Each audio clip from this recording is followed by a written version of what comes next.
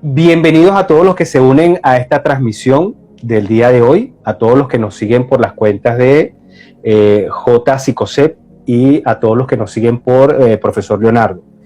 Y también a todas aquellas personas que nos ven en diferido por el canal de YouTube Profesor Leonardo Hernández Mata. Le damos la bienvenida a nuestra invitada Jocelyn Castaño, quien es psicólogo clínico y también sexólogo. Y hoy vamos a hablar de otro tema que nos han pedido en muchísimas oportunidades en el pasado. Y es el tema de la sexualidad infantil. Sabes que yo cuando estaba pensando sobre este tema recordaba varias cosas, lo hemos comentado en las transmisiones anteriores, cómo el tema de la sexualidad femenina cobró importancia en la medida que fueron desarrollándose las sociedades y también los derechos de la mujer, en el sentido de que comenzó a reclamar su posición en el mundo, su posición en las relaciones, en las relaciones de pareja, en el ámbito laboral, y en esa medida pues se fue validando que la mujer tenía los mismos derechos que los hombres. Lamentamos que todavía en algunos lugares del mundo no sea tan así. Y eso también me trasladó a otra cosa, esto sí me trasladó a muchísimas lunas cuando yo vi psicología clínica infantil. Te imaginarás que fue hace muchísimos años. Y se hablaba de la historia, digamos, cómo era concebido el niño en la antigüedad. Y claro, el niño cuando no llegaba hasta cierta edad era considerado como una especie de animalito. Es decir, no tenía identidad, no tenía derechos, y hasta que no creciera y cumpliera cierta edad, pues no era considerado una persona. Lo mismo me venía a la mente cuando hablábamos de la sexualidad. En esa misma medida, también se trasladó como que esa concepción al hecho de que los niños, pues no son personas, pareciera. Y como no son personas, no tienen sexo, no les interesa el sexo, los niños están en otra cosa, están interesados en jugar, en otra, y poco a poco nos vamos dando cuenta que parece que la cosa es mucho más compleja de lo que nos imaginamos, que no es tan sencillo así, al punto de que nos escandalizamos cuando vemos ciertos comportamientos en los niños que lo atribuimos a la sexualidad o a la aberración sexual, que es otra cosa importante. Entonces, la primera pregunta para abrir esta conversación es, Jocelyn, ¿los niños tienen sexualidad? Sí, aunque no parezca, sí lo tiene. A ver, somos personas sexuadas desde mucho antes de nacer, ¿vale? Desde que el espermatozoide se une con el óvulo, pues se forma una célula, y esa célula pues ya comienza a tener influencia de muchísimas hormonas, y bueno, obviamente al tener hormonas y caracteres sexuales, pues ya somos personas sexuales, ¿vale? En el momento que se sigue desarrollando esta célula y cuando nace este ser, esta criatura, pues además de esta parte más biológica, que comenzaría siendo desde la parte cromosómica y después caracteres sexuales secundarios y terciarios, también hay una influencia social que ayudan a determinar un poco el camino de ese ser sexuado, ¿no? Desde que comenzamos a concebir como un niño, como una niña, de qué cosas le vamos a comprar por tener un sexo biológico específico, pues ya estamos un poco configurando los roles que va a tener esa persona dentro de la sociedad. Y estos roles, queramos o no queramos, están guiados un poco por todo lo que tiene que ver con los sexos. Entonces, ¿por qué tienen sexualidad los niños? Porque al fin y al cabo la sexualidad es la parte subjetiva, es lo que la persona considera y arma con respecto a lo que es a nivel sexuado, o sea, quiere decir si es hombre o mujer, cómo esa persona se identifica y vive esa identificación. Entonces, al fin y al cabo, todos los elementos que están influyendo dentro del desarrollo de la persona, tanto la parte más biológica como la parte social, pues se va uniendo para que la misma persona vaya creando su valoración, ¿vale? Y es esa referencia subjetiva que tiene sobre el mismo. Y por ende, los niños tienen sexualidad, porque en la medida en que se van desarrollando, van entendiendo su cuerpo y van entendiendo cómo ese cuerpo tiene un impacto en la sociedad y cómo la sociedad te obliga o te ciñe o te educa, te forma para seguir ciertos patrones de conducta. Entonces, esta combinación va haciendo que el niño se vaya desarrollando, obviamente, sabemos que hay unas etapas de desarrollo y dentro de esas etapas obviamente la sexualidad está ahí, porque la sexualidad forma parte de la vida. No es algo que, bueno, hasta los 15 no sale. De hecho, hay una creencia que es en la adolescencia cuando realmente hay una explotación, se explotan las hormonas y realmente es cuando nuestro cuerpo se inunda de ciertas hormonas específicamente y realmente no es en la adolescencia, de hecho es en la parte neonatal, mucho antes en el proceso de donde se une el espermatozoide con el óvulo y se crea esta célula, realmente ahí es donde está el impacto de hormonas mucho más potente, ¿vale? Okay. Simplemente que después del nacimiento se queda como un poco más dormidas, por decirlo de alguna forma, y es en el pico de la adolescencia, del desarrollo, donde se vuelven a activar, ¿vale? Pero no quiere decir que las hormonas no existan, que la parte sexual se quede dormida, simplemente se están poniendo como en marcha otro tipo de procesos que también son necesarios para la evolución y el desarrollo del infante. Bien, entonces, qué interesante lo que dices, porque tú resaltas cómo para hablar de sexualidad hay al menos 3 dimensiones a tomar en consideración: una dimensión biológica, una dimensión social y una dimensión también psicológica, cómo lo vive la persona, cómo interactúa con la sociedad y cómo su carga fisiológica y anatómica impactan pues en todo este proceso. Ahora bien, en el caso del niño, digamos que hay unas instancias de comportamiento que uno ve con mayor frecuencia en este comportamiento, que es la curiosidad, el deseo y la excitación. O sea, uno ve varios comportamientos ahí que uno no haya cómo describirlo. ¿Será que mi hijo está haciendo algo malo, tiene un problema, está aberrado? ¿Será que está madurando más rápidamente? ¿Será que se está convirtiendo en hombre, mujer o como sea? ¿Qué sé yo? Entonces, explícanos un poco esa diferenciación entre la curiosidad, el deseo y la excitación.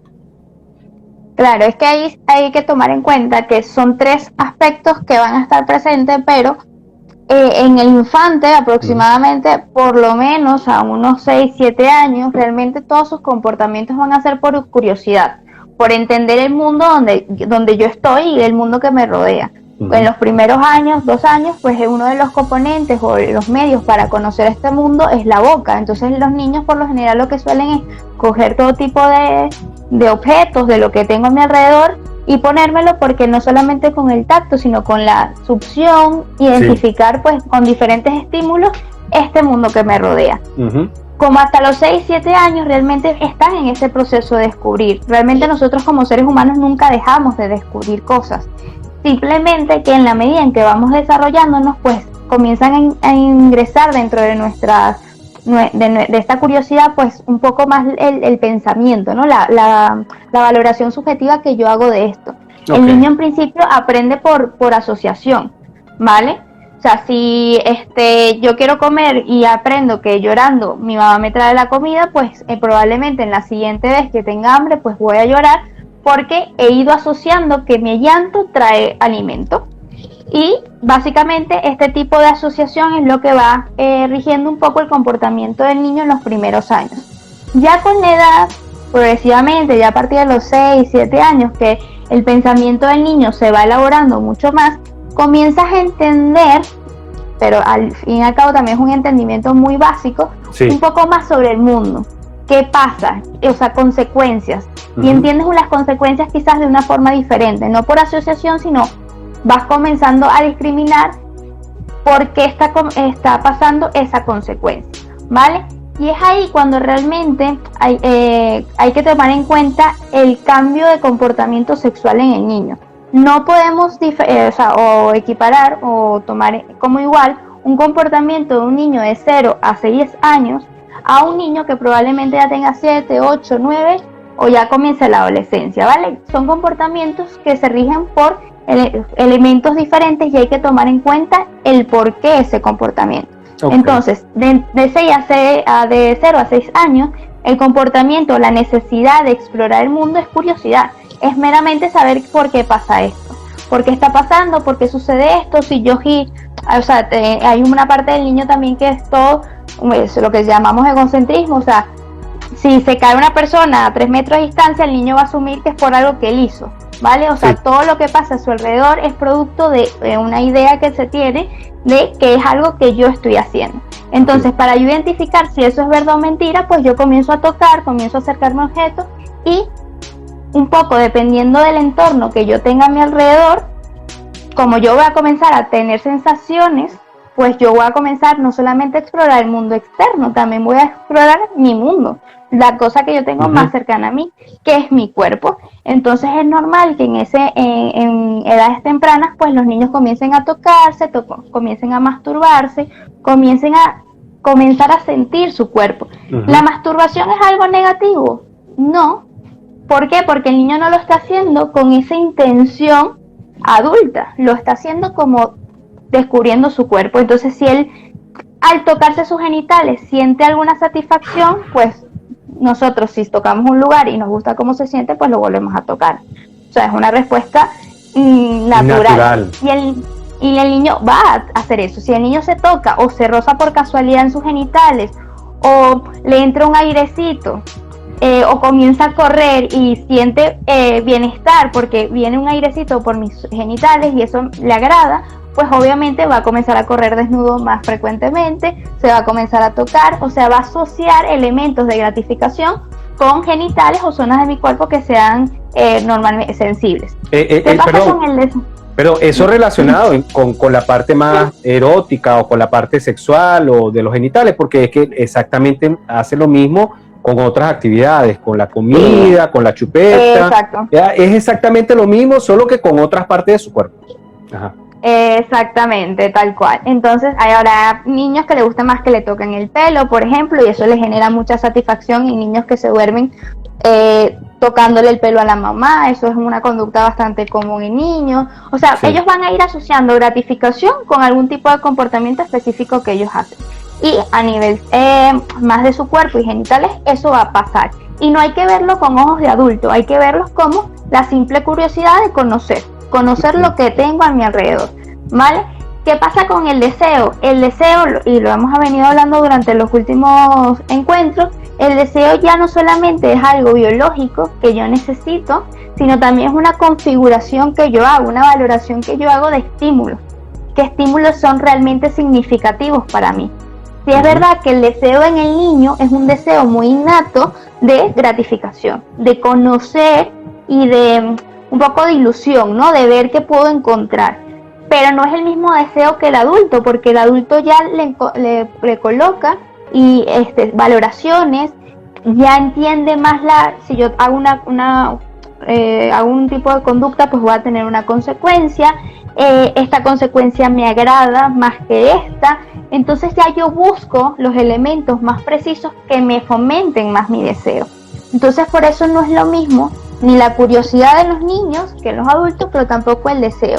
Y la excitación es una respuesta consecuencia de estos dos pasos. Si yo estoy en un proceso de curiosidad, ¿no? de encontrarme con elementos diferentes, veo que hay una sensación agradable y me excito, porque obviamente estoy tocando ciertas zonas erógenas, pues va a haber una excitación y voy a aprender que frente a ese estímulo yo me siento muy bien.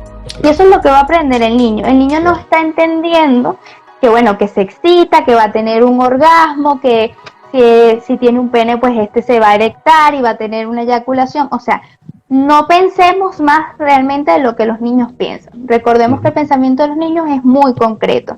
¿Qué pasa cuando el adulto se comienza a preocupar o comienza a poner caras o comienza a decir, no, que no se toca, no, que eso no se hace, no? Ahí sí estamos colocando una valoración a ese tipo de conductas, y ahí es donde tenemos que tener mucho cuidado. Porque si nosotros ya le estamos atribuyendo una valoración negativa, punitiva, morbosa o como lo quieran llamar, el niño eso sí lo va a entender. Lo va a entender como esto es algo malo. Y si me lo dicen figuras importantes, mamá, papá, abuelos, personas cercanas, pues más importancia le voy a dar. Entonces, si yo aprendí que pasarme cerca de mi vulva es satisfactorio, me agrada, y viene mamá y me pega 4 gritos, él no va a entender el motivo por el cual la mamá está diciendo eso, sino va a decir, esto es malo, estoy haciendo algo malo. Y comienza a asociar conducta gratificante o algo que me gusta con que es malo, por lo tanto dejo de emitir la conducta. Claro, ¿vale? Y ahí comienza. Sí, ahí lo malo siempre va a ser asociar, llegar a un punto de asociar la respuesta sexual con algo totalmente negativo. Ahí está, creo que el desequilibrio ahí está en eso, en castigar totalmente la expresión sexual. Entonces, a propósito de eso, yo quiero preguntarte, no sé si es posible contestar eso, o sea, ¿cuáles son esos comportamientos esperados en los niños, dependiendo más o menos de su edad? No sé si eso se puede establecer. ¿Y cuándo podemos decir que hay un problema? ¿Cuándo se pudiera pensar en eso?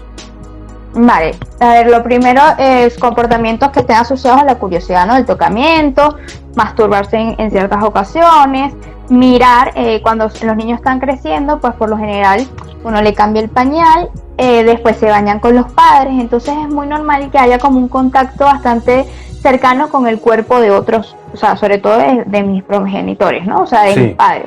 O si es el hermano del medio o el menor, pues comparte cuarto con otros miembros, y en algún momento hay unos cuerpos desnudos. Entonces, como todo curioso, si yo veo que hay otro elemento de enfrente y hay además elementos que están siempre cubiertos y en algún momento no los veo cubiertos, pues me genera curiosidad saber. Entonces es muy normal que los niños comiencen a preguntar, a mirar más específicamente los cuerpos, diferencias entre mamá, papá, hermanos, abuelos, etcétera. En los colegios también pues comienzan a ver que hay niños diferentes y comienzan a observar más el cuerpo y los genitales. Hay comportamientos que pueden ser de quizás tocar, jugar al médico, o sea, comienzan, pero porque ven que hay ciertas conductas de adultos, también hay que evaluar un poco el entorno donde van creciendo. Porque bueno, si papá y mamá tienen una relación bonita en el cual se besan constantemente, se demuestran cariño, pues los niños van a tratar de imitar ese tipo de comportamiento. Claro, si los niños ven que los padres comienzan a tocarse en diferentes zonas y eso demuestra y él va entendiendo que eso demuestra cariño y afecto, pues probablemente ellos vayan a repetir esa conducta, y cuando se acercan a mamá es muy común de que, mira como cuando típicos videos estos de Instagram, que mira como cuando se agarran los dos y el niño comienza, no, es mío, porque va entendiendo que bueno, que si tú quieres y esa persona es tuya, por decirlo de una forma, va a ser lo que hacen las parejas, ¿no? Agarrarse la mano, darse besitos, estos besos constantes en los labios entre hijos y madres o hijos y padres. O sea, fíjense que el besarse en la boca es un comportamiento adulto. Así es. Pero si tienen cierta edad, se aplauden. Entonces, va a depender del entorno. Habrán parejas o familias que no permiten besos entre los niños y los adultos, por ejemplo. Pero eso va a depender, ese tipo de comportamientos sí va a depender mucho del entorno. Cuando se vuelve complicado o hay que tener cuidado con ciertas señales, cuando son conductas, por ejemplo, de masturbación muy frecuentes. O sea, cuando el niño necesita, porque ya no pasa de ser algo curioso, sino que necesita constantemente la masturbación. Se masturba, por ejemplo, se toca en diferentes entornos. ¿Vale? Cuando el niño comienza obviamente a tocarse en esta parte de curiosidad de su propio cuerpo, también ir encaminando, no a que no lo haga, sino que lo haga en entornos seguros. En entornos seguros, ¿cuáles son? Bueno, su habitación, el baño cuando se está duchando, pero si estamos en el colegio no es un comportamiento el que se debería hacer ahí. O sea, lo puedes hacer. Permítame que te interrumpa, que ahora me venía a la mente lo típico que se recomienda, por ejemplo, con personas con algún tipo de discapacidad, que por cierto va a ser un live que vamos a hacer en una semana. Y, por ejemplo, en los casos de los niños con síndrome de Down que tienen la tendencia a autoestimularse, uno de los objetivos terapéuticos es enseñarles a hacer esa conducta en lugares públicos o privados, o sea, que él reconozca que en lugares públicos no se puede hacer y que si él quiere hacer eso, debe hacerlo en un lugar privado y en un lugar seguro, a propósito de lo que tú estás diciendo en este momento, que hay que enseñarle al niño, que sepa diferenciar dónde lo puede hacer, dónde no lo puede hacer, y también estar como muy pendiente cuando el niño debe de tener su actividad habitual para masturbarse solamente, ¿no? Exactamente, y hay que tomar en cuenta cuando pasa de ser algo, un juego, pasa a ser algo que me genera satisfacción en este momento y ya, a algo que necesito. Que en el momento en que por X o por Y, por ejemplo, vemos que está en su habitación, pensamos que está jugando, entramos y se está tocando, pues se le deja un rato, volvemos a pasar, intentamos que haga otro tipo de conducta que también sea satisfactoria para él, pero en el momento en que intentamos cambiar la conducta o la atención de ese juego, Uh-huh. y el niño comienza a hacer rabietas, comienza a necesitar seguir en ese mood, ahí sí podríamos estar, cuando obviamente esta situación se repite constantemente, no Claro. porque pase una vez significa que Así ya es. tenemos que llevarlo al sexólogo o al psicólogo, sino cuando esta ya es una necesidad del niño de estar en este tipo de conducta, ahí sí podríamos estar un poco más atentos en qué pudiese estar pasando. Cuando esta conducta ya genere algún tipo de dolor físico o emocional, cuando ya hay lesiones en las zonas en las cuales se está tocando, con esto quiero decir que no necesariamente tiene que ser la zona genital específicamente, puede ser algún otro tipo de zona que hay que estar pendiente el por qué necesita la estimulación constante en esa zona, ¿vale? Habría que también descartar, porque bueno, masturbaciones muy frecuentes o lo que llamamos hipersexualización, en el cual el niño está constantemente necesitando exponer conductas sexuales y que ya vemos que la intención del niño no es tan de niño, de curiosidad, sino que ya tiene un componente más adulto, por ejemplo, es que mamá y papá hacen esto y siempre están así, o por ejemplo que están con un compañerito y se les lanzan a dar besos o abrazos muy apretados o comienzan a tocar a otros niños con mucha frecuencia. Hay que ponerle un poco de ojo, porque esto puede estar relacionado también a ciertos tocamientos en casa, a cómo él está observando el tipo de relaciones eróticas dentro del hogar. Puede, en casos bastante, bueno, en extremos, pues que esté sufriendo de algún tipo de abuso, que necesite constantemente pues esa estimulación, ¿vale? Lo que hay que estar muy pendiente es de la frecuencia de la estimulación. Y bueno, obviamente si somos los padres y estamos pendientes del niño, pues vamos a saber identificar hasta qué punto es lo más adecuado. Si estamos 100% con el niño, pues vamos a tener un mayor control de las cosas que él ve. También hay que tener mucho cuidado del tipo de material televisivo, redes, Netflix, o sea, tipo de contenido que el niño es expuesto, porque volvemos a lo mismo. Una cosa es que yo comience a tener un tipo de conducta por curiosidad, por saber cómo se experimenta, otra cosa es que veo un contenido constante, que puede ser hasta pornográfico, que obviamente la curiosidad por experimentar eso que estoy viendo, ¿vale? Sí. O sea, eso ya ahí hay que estar pendiente. Perfecto. Mira, Jocelyn, ¿qué deberíamos enseñarle a los niños en materia de educación sexual? Y también te pregunto, ¿quién debería enseñarlo? O sea, los papás tienen que enseñar a los varones, las mamás tienen que enseñar a las hembras, ¿cómo es eso? Cuéntanos. No, a ver, todos deberían, o sea, los padres en general deberían, los dos, o sea, ambos padres, o si es una familia con un solo miembro, o si es una familia que tiene muchísimos miembros donde todos participan en el desarrollo y en la crianza de los menores, pues tener siempre, lo más importante es tener como un hilo, o sea, un hilo no, que todos piensen de la misma forma y eduquen de la misma forma. ¿Por qué? Porque el niño, al fin y al cabo, esto sea en sexualidad o en cualquier otro aspecto de la vida, ¿vale? Tiene que haber una coherencia. O sea, una persona no le puede decir que sí puede agarrar un vaso de agua y tomárselo en menos de un minuto, y el otro miembro de la familia no le puede decir que no, o sea, que no lo puede hacer, porque al fin y al cabo lo que estamos generando en el niño es confusión.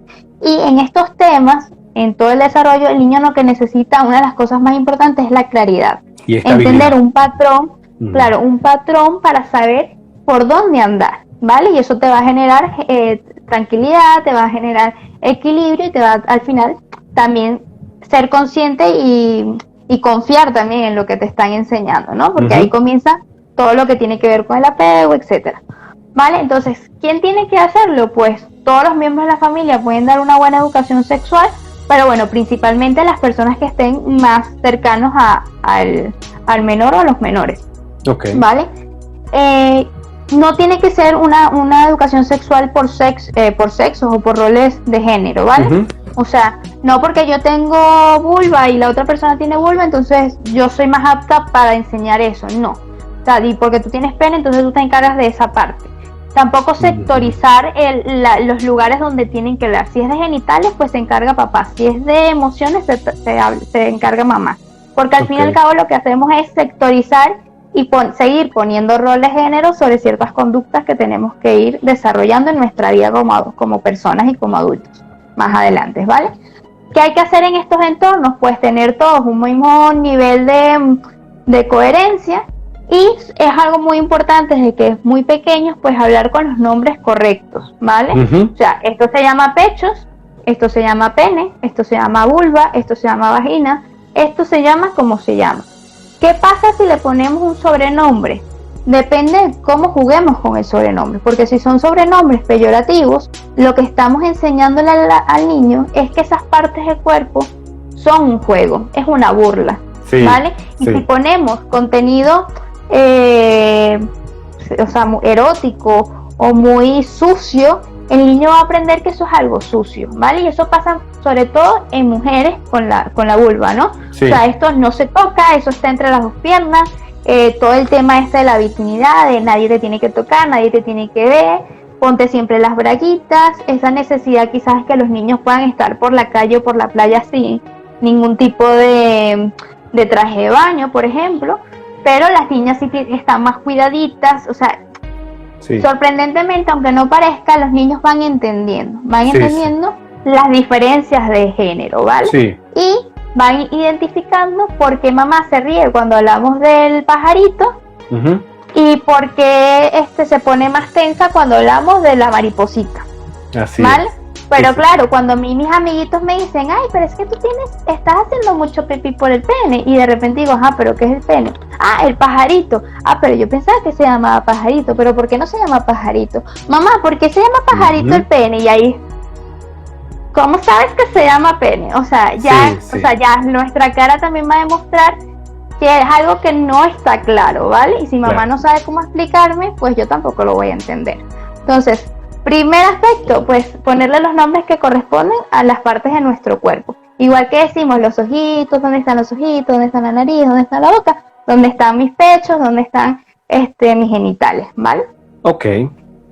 Evaluar también que esos son partes importantes de nuestro cuerpo. No es que aprendemos dónde están las partes de nuestra cara, dónde están nuestras manos, dónde están nuestros piecitos, pero cuando hablamos genitales ya es lo último y es como, bueno, no es tan importante, lo vemos en la próxima lección, ¿vale? Hay que darle la importancia que merece, porque al fin y al cabo son elementos que van a estar con la persona desde la infancia hasta la vejez.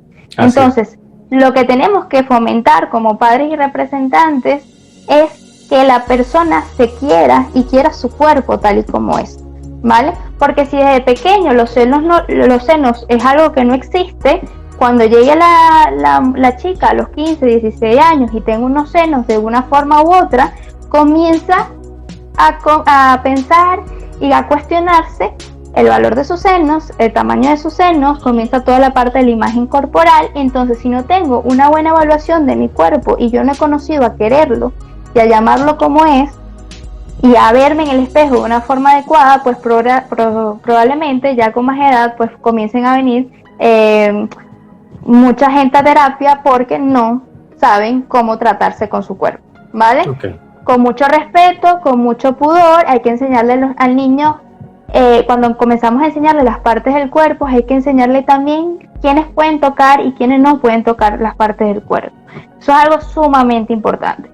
Hay muchas veces que los padres enseñan, bueno, esta parte solamente la toca mamá y la toca papá, nadie más lo puede tocar, pero obligamos quizás a los niños a dar besos, a dar caricias, a saludar a gente, que quizás los niños no entienden el por qué, pero mamá les enseñó eso. Entonces, si es verdad que quizás me incomoda cuando alguien se acerca a mis genitales, pero si alguien me da un beso,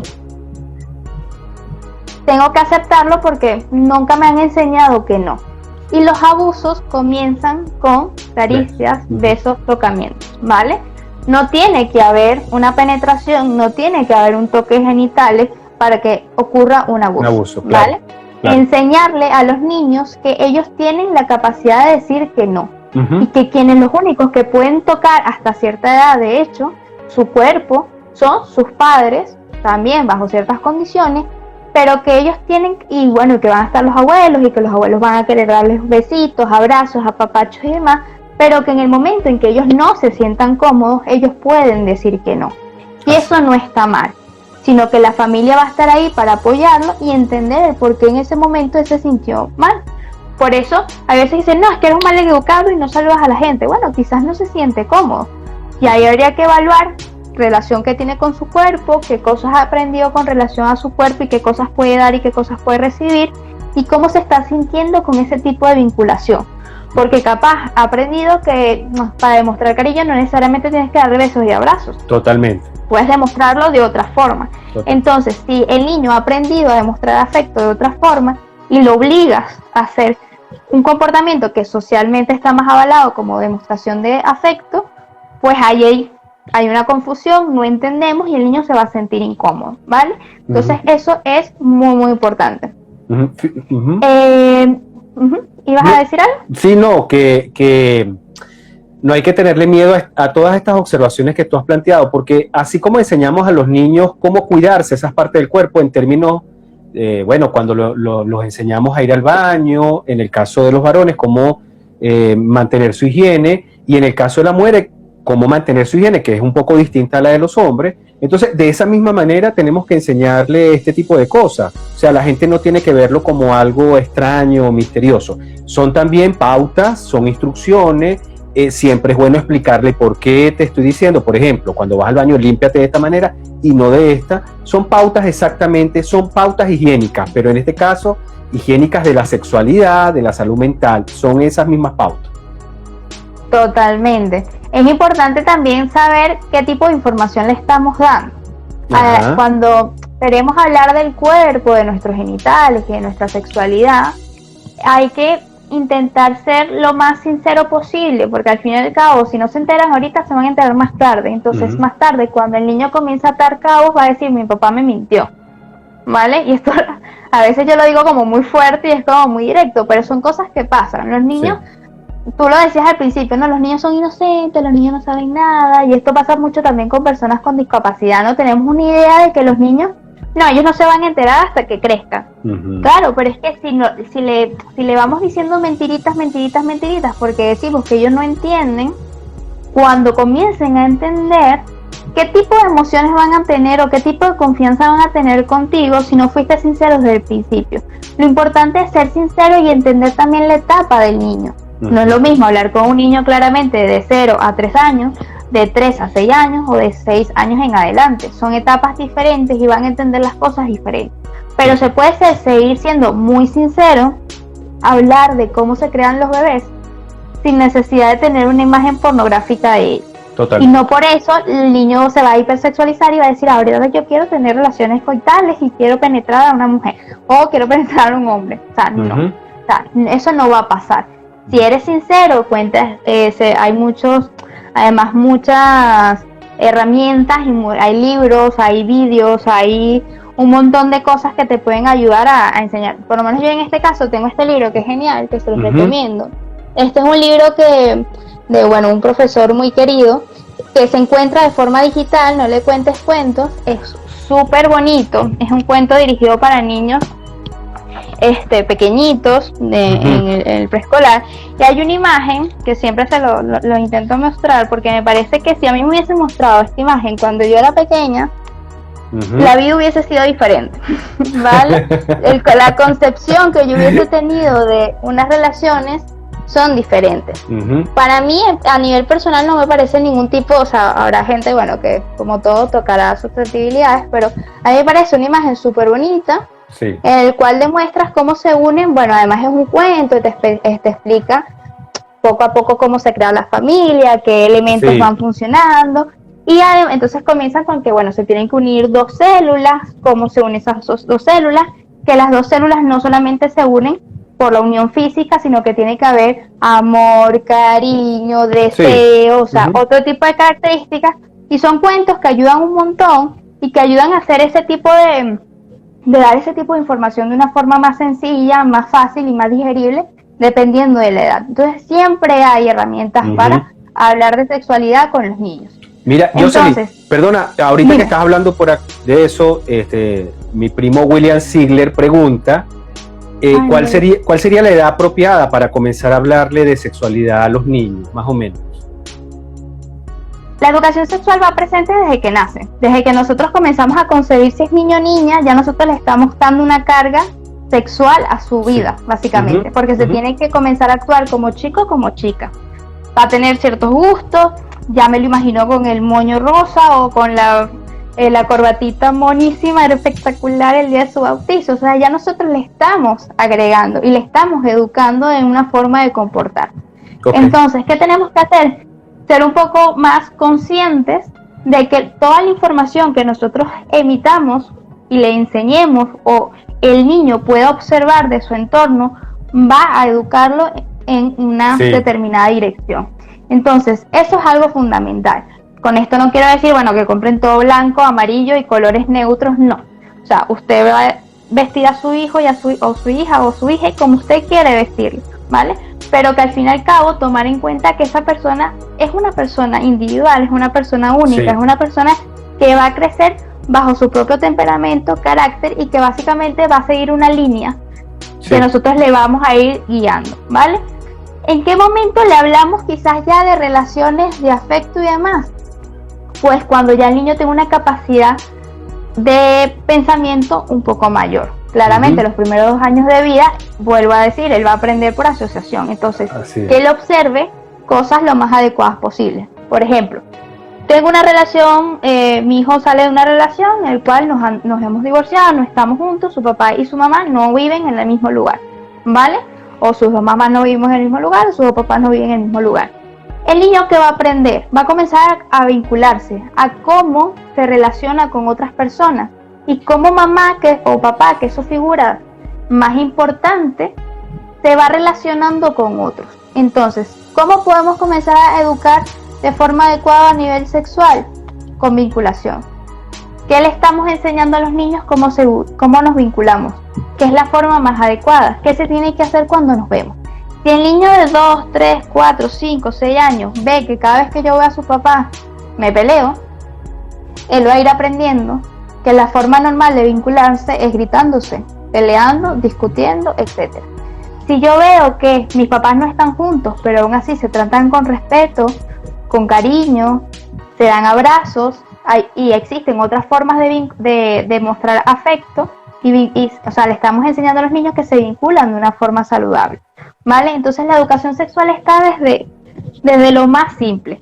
¿Cuándo podemos hablarle y contarles este tipo de cuentos? Pues a partir de los 3 años, ya comienzan este tipo de cuentos a tener un efecto, porque bueno, ya los niños tienen un pensamiento aún concreto, pero bueno, comienzan a asociar mucho más, van entendiendo, ya comienza la etapa del colegio, ¿no? O de la guardería, comienzan a relacionarse con otros niños, comienzan a vincularse pues depende un poco de lo que le hemos enseñado hasta ese momento, pues encontrarse desde el respeto, desde la tolerancia, de entender que existen otros niños, no todos los niños van a ser iguales, no todas las niñas van a ser iguales, va a encontrar diferentes cuerpos, va a encontrar diferencias y hay que educar desde ahí. Y sobre todo, y es bien importante, los niños suelen preguntar mucho, es decir, ellos van a comenzar a preguntar solos. Ellos van a preguntar por qué yo tengo esto y por qué mamá tiene aquello, o por qué papá tiene esto y yo no lo tengo. ¿Para qué es eso, papá, que tú tienes ahí? Y mamá, ¿para qué es eso? ¿Por qué mamá tiene pechos grandes y papá no?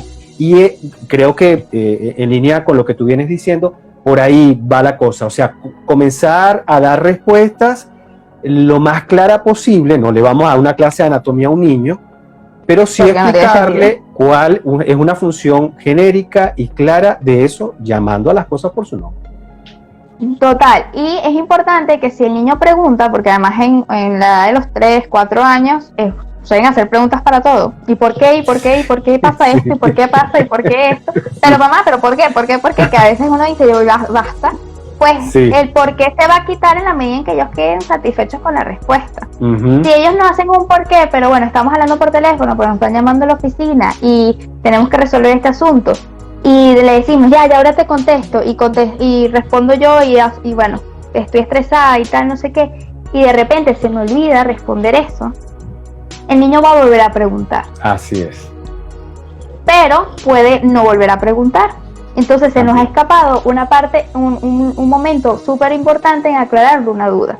Claro, para claro. que esa duda, que es ahorita pequeñita, pues quede un poco más o menos salada, y ya después la próxima pregunta que tenga, pues podamos responderle y darle más información. Así Siempre es. hay que responder un poquito más de lo que preguntan.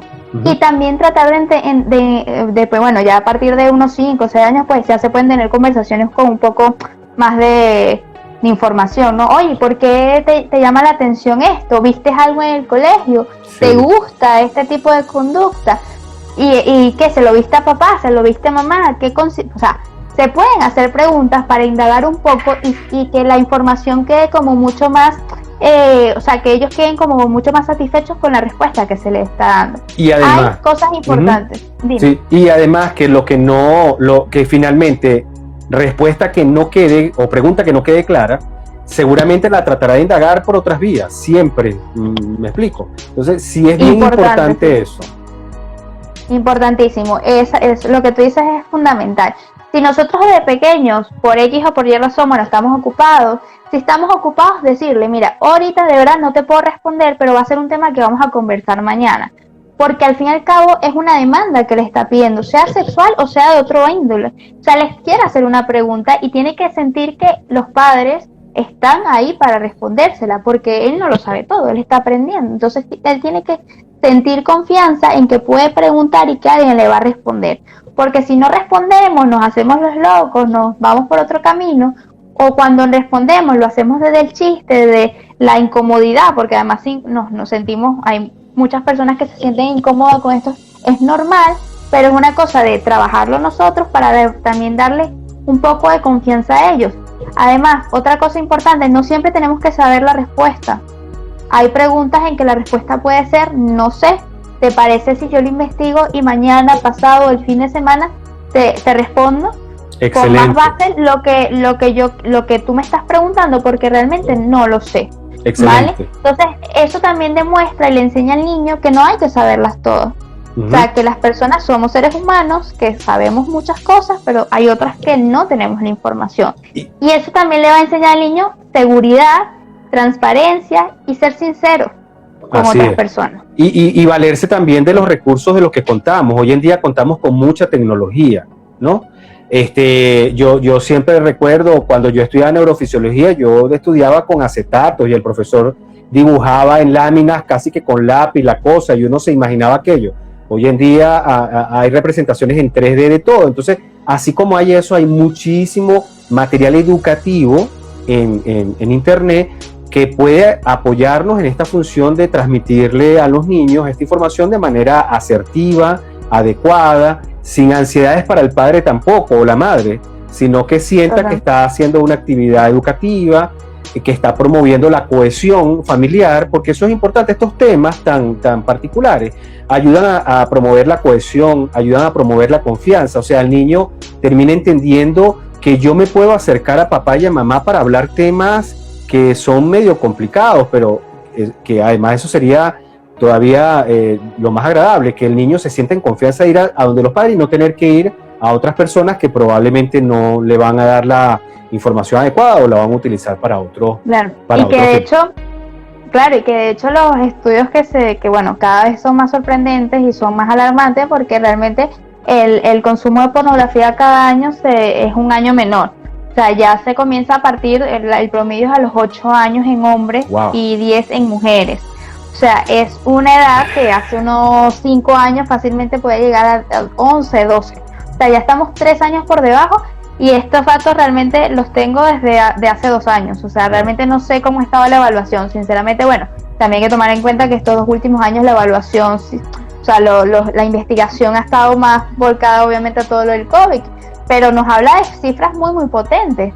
Creo que sí, de hecho, hicieron un estudio en confinamiento, cómo fueron las visitas, por lo menos en páginas pornográficas, y es alarmante, ¿vale? Sí. Porque al fin y al cabo estas páginas pornográficas te dan una información, te educan, pero no es una educación sexual real, apropiada para el niño. Entonces, si yo no le contesto las preguntas que él tiene, pues lo va a buscar, y cuando tú pones educación sexual, sexo, sexualidad, lo primero que te va a salir son 5 páginas pornográficas y después la parte más científica. Sí. Entonces, hay que saber y hay que entender que los niños ahorita, el acceso a la tecnología es increíble, claro, y que lastimosamente las primeras vías de contacto son páginas que no son las más adecuadas. Sí. Y si no le enseñamos desde pequeño que este tipo de información es ficción y no es la realidad, pero si le decimos eso, pero además no le hablamos de la realidad, quedamos en las mismas. Sí, porque le estamos diciendo, no veas la porno, pero yo tampoco te explico cómo es. Sí, y además que esto es síntoma de otra cosa, ¿no? Un niño de 8 años viendo pornografía, probablemente hay un componente importante de presión social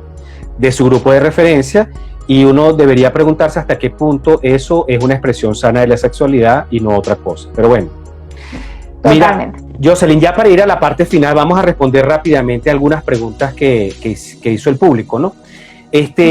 Bueno, ya sabemos que la hipersexualización tiene que ver con una expresión sexual que no es acorde a la edad del niño o a su etapa evolutiva, ¿no? Es decir, exhibir comportamientos sexuales de una persona adulta, por ejemplo. ¿Y cómo se abordaría un caso de un niño con esta expresión hipersexualizada? Vale, desde la casa hay que estar, lo que decía hace rato, muy atentos a qué estímulos están llegando al niño, o sea, que el niño dónde está viendo, qué tipo de contenido digital está consumiendo, qué tipo de contenido en casa y vinculación, cómo se está vinculando, con quién se queda, con quién está, qué tipo de música y comportamientos se aplauden dentro de entornos sociales. Y muy importante, pues evaluar cuando hay hipersexualización, pues evaluar algún componente de abuso o violación dentro del entorno. Tenemos que tomar en cuenta que los abusos no pasan fuera de la casa. O sea, el porcentaje de abusos en infantes es de un 10%, no es que casi que exagero, fuera del entorno familiar. Entonces, cuando ya es una conducta repetitiva en el cual no entendemos muy bien de dónde pudiese ser, no hay unos elementos muy específicos, pues hay que estar evaluando qué puede estar pasando, y es importantísimo pues buscar un profesional, ¿vale? Perfecto. Cuando no sabemos, cuando quizás comienza una frecuencia ahí, antes lo hacía, pero ahorita lo está haciendo mal, pero siempre es importante, aunque si no estamos completamente seguros, buscar un profesional, ¿vale? Porque el profesional es el que le va a decir, mire, quédese tranquilo, que es algo normal de la edad, o mire, hay que estar pendiente porque puede ser que esté pasando algo mucho más grave. Así es, lo importante es tener claro que la hipersexualización no es un comportamiento que uno esperaría en un niño, es decir, tener comportamientos sexuales que no corresponden a su etapa, por ejemplo, un niño de 5 años, 7 años que tenga un comportamiento de un niño de 18 o de un adolescente de 20, no es correcto, no. Y que tenemos que prestarle atención a eso. Otra pregunta interesante, Jocelyn, ¿es malo bañarse con los hijos? A ver, lo malo y lo bueno es subjetivo, es muy ¿vale? moral, pero sí es verdad. Sí, ahí va a depender un poco de la familia, de los propios valores de cada persona. Pero sí es verdad que el bañarse con los niños en principio no sería mal, porque también te ayuda a que el niño vea otros cuerpos y se identifique, haga preguntas, esas preguntas se respondan. Entonces, si dentro de ese entorno va a ser un entorno educativo en el cual el niño se sienta en confianza, en preguntar, en saber mucho más y en identificarse, pues es un entorno saludable. ¿Qué pasa? Que ya después de cierta edad ya hay que controlar, ¿vale? Ya después de los 6 años ya no es tan adecuado, porque al fin y al cabo recuerden que en nuestro desarrollo también necesitamos proporcionarles a ellos un espacio seguro, un espacio donde identifiquen qué cosas, lo que tú decías, ¿no? Qué espacios sí tengo que hacerlo y qué espacios no.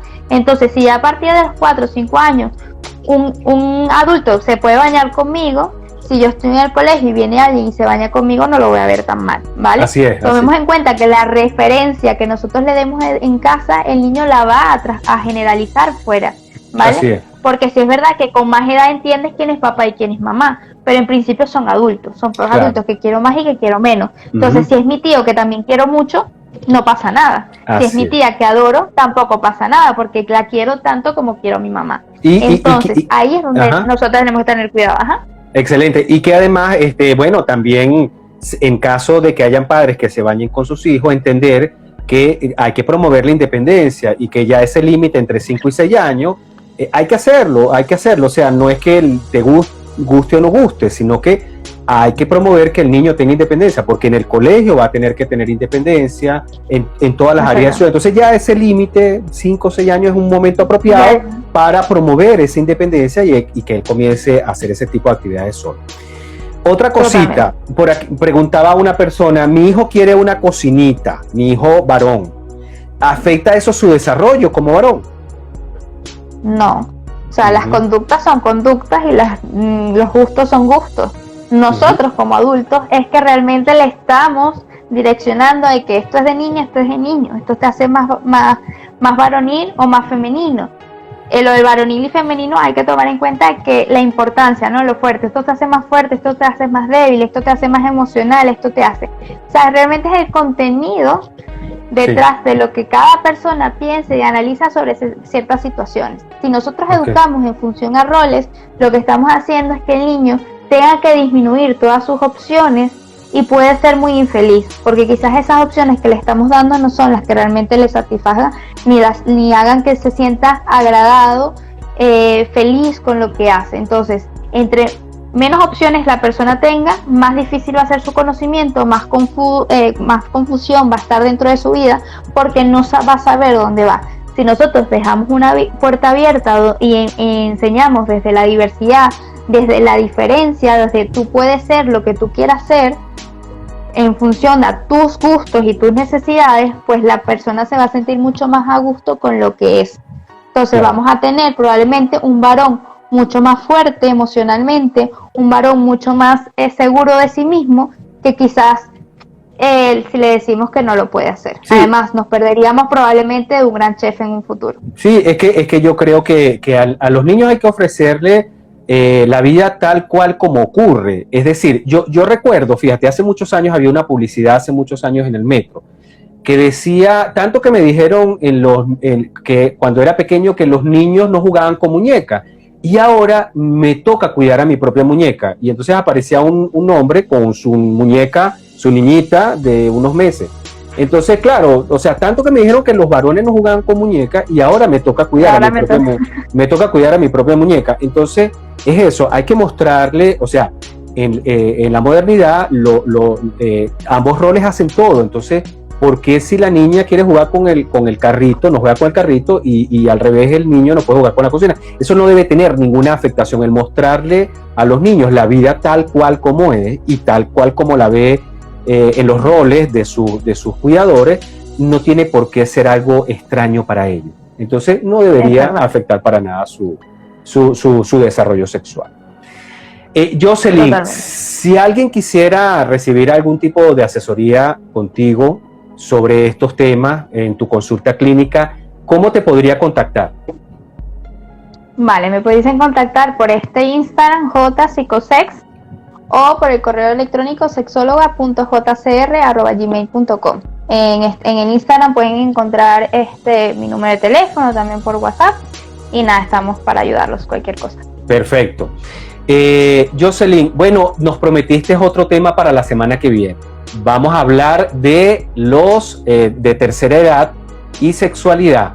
Ese es uno de los temas que nos falta. Hemos hablado de los adultos, hemos hablado de los niños y ahora vamos con tercera edad y sexualidad, que lo vamos a trabajar el próximo jueves por el mismo lugar y a la misma hora.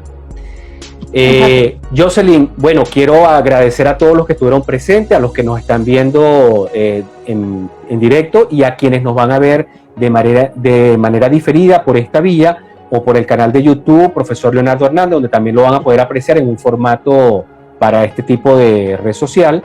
Queremos agradecer la presencia de todos los que estuvieron aquí y también quiero, como siempre, agradecer tu exposición, porque como siempre has dado información muy valiosa y de una manera muy pedagógica. Entonces quiero agradecer nuevamente tu presencia por acá y nada, quiero invitar al resto a que se conecten la próxima semana o a que nos visiten por el canal de YouTube para ver todas las transmisiones que hemos tenido hasta este momento y la nueva información que traeremos. Pues nuevamente gracias por la invitación, creo que ha quedado un live genial, mucha información importante y relevante, así que nada, vamos a verlo ya nuevamente por YouTube y nos vemos la semana que viene. Claro que sí. Feliz noche y descanso para todos. Muchísimas gracias. Igualmente, adiós. Chaito. Gracias a todos. Chao. Hasta luego.